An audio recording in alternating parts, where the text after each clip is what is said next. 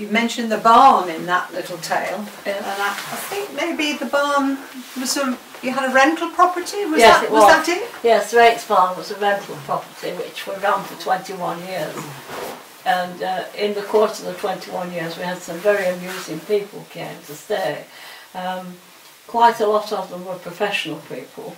We had a retired police superintendent, doctors, Lloyd's underwriters, various people like teachers and things.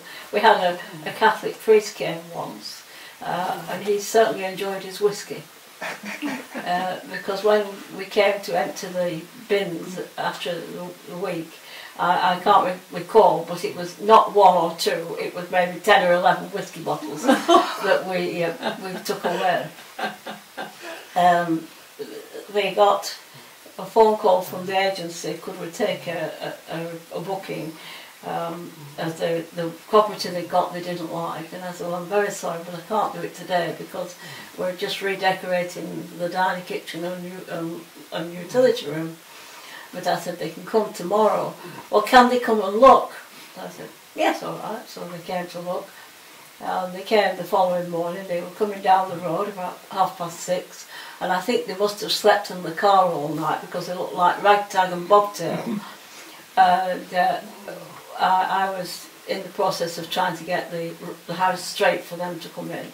And he said, stop cleaning up, we're having the kettle on and we're having a brew. And whatever cleaning up's not been done, forget it. And when I got later on talking to him, I found out he's a retired police superintendent, and his daughter, who was with him, was the chief treasurer for Oxfordshire County Council. So, and in his retirement, this gentleman was a bursar for Oxford University. It were very nice people, yeah. Then we had one family who came for 15 years. Really? Yes. They came from Atlanta, Georgia. The gentleman, Roy, had been in the services, I think it would be the RAF, because they were stationed at Burtonwood. It was that RAF, I don't think it was on yeah.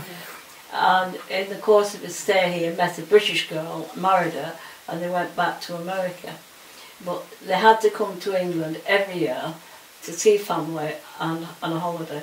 And they always came at the end of May and left at the end of June. They were superb people. That's not the family that you've now no, still got connection, that's another one. Another family. Oh, well, you might be able to tell us about completely that. Different, yeah. It's a different family altogether. That is why we went to America so many times. I believe so.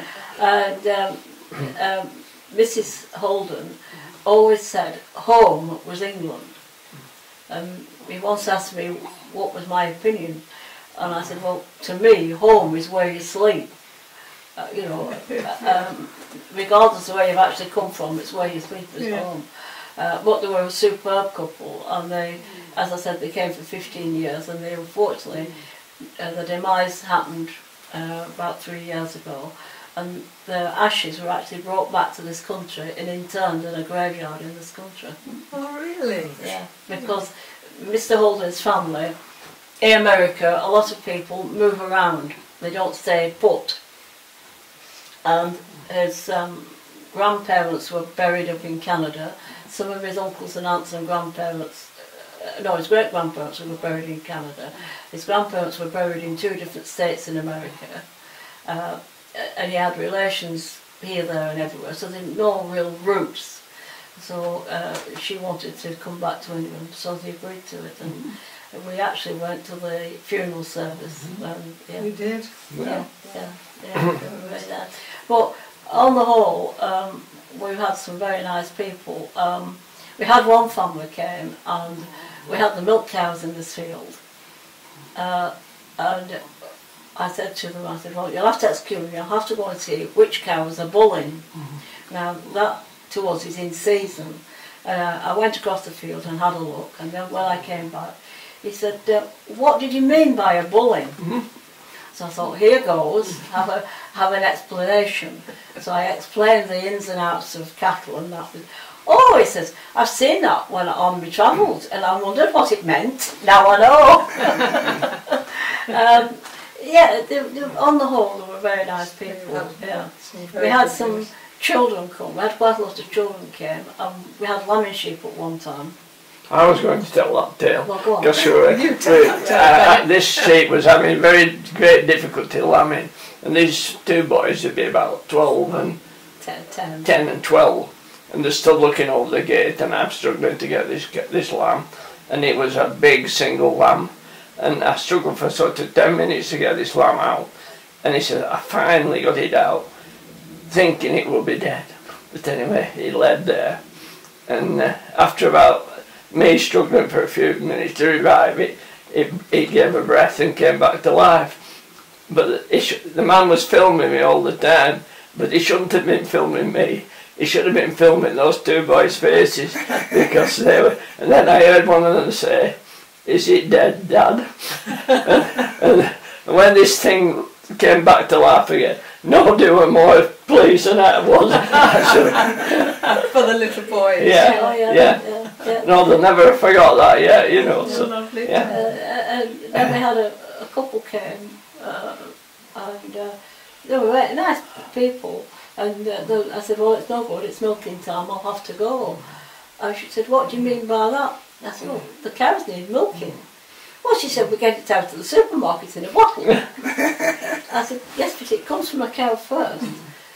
She'd never seen anything like this, so we took her down to the farm to watch what was going on. So she said, well, how often do you milk them? So John said, every day. And she says, what, once a week? He said, no. I said, no, 7 days a week, 52 weeks of the year, you know, and that's it, and twice a day. Well, she said, do you even milk them on Christmas Day? And I said, yes, they have to milk twice a day, every day. And it was surprising the number of people who didn't realise that these sort of things have to take place. No, they hadn't made the connection between what we had consuming. one couple came, and after the week was up, how have you gone on? Well, they said, we've had an awful job to sleep. I said, how do you mean? Why, you know, it's so quiet. There's no street lights, and it was far too dark, and we couldn't hear any traffic, and so we couldn't sleep. And so different noises that are comforting to different people. Yeah, no street lighting and things like that. Because we'd hear the animals, wouldn't we? See, it doesn't bother us, but you see, they're not used to it. Absolutely. I think the biggest laugh I ever had was a family who came, pure Cockneys, true Cockney people, and they came in a big red van. And the two men were sat in the front, and in the back they had two settees fastened to the side of the van, and four ladies sat on them, on the suitcases. And John said to me, he says, watch out, mother, they'll take all your furniture at weekend. And anyway, they came into the house, and the two men are carrying the cases upstairs, and there were two men and the wives and two grandmas. And one of the ladies shouts from the bottom of the stairs, what sort of sheets are on the bed? And the boys came back and said, the cotton, mother. She said, that'll do. And I said, why? What, you know, is there something wrong? Oh, she says, I reckon out of this Pauline Island stuff. Oh yes, remember the days of Pauline Island. Yeah. And she, everywhere she went, she took her own sheets with her. I don't blame her. You used to slip around on those nylon ones, didn't you? They're very strange. Yeah. And then halfway during the week she rang up, she was in tears. I said, whatever's the matter? Well, I've broken one of your dishes. I said, well, it doesn't matter, worse things happen at sea.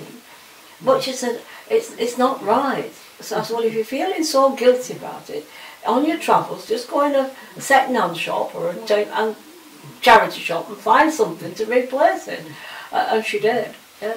And she said, I found one, which is not just exactly the same. Will it be all right? I said, it'll be perfect. But yeah, on the whole, over 21 years, we had some great people and some good laughs.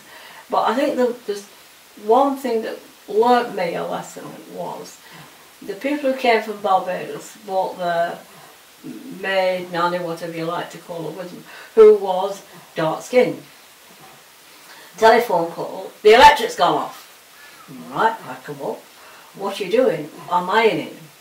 I thought, oh well, it's the electric iron that's gone wrong, and it's automatically tripped out the fuse box because it had a fairly modern fuse box in it.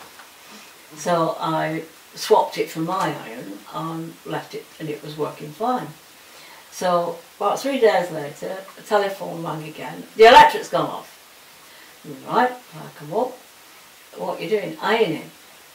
Oh, sorry. So I got all the iron and shook it, and it had water put in it. So I said, "You've got water in this iron?" "Yes." "How did you put it in?" "Oh, we put it under the tap." Not plugged in. Filling the iron with water. So that, I thought, right, so the same iron went out, and the electric iron came in, but it was one that didn't need water. But somebody could easily have electrocuted themselves. Oh, definitely. Yeah, yeah, oh yeah. We had decided to have a new carpet in that lounge. It's quite a big lounge, and so the carpet fitter should have come on the Saturday, but he rang up and said he couldn't come till the following week. So we said to these people that were in, did we mind if they went out on the Wednesday and we put they had a new carpet? Oh, that were fine, that were lovely.